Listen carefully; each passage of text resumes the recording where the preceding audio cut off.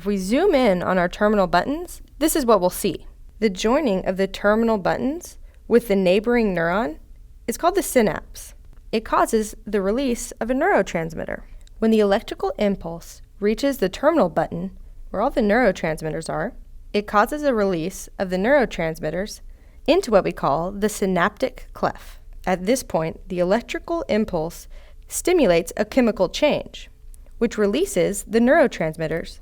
The transmitters carry the signal across the synaptic cleft to the next neuron.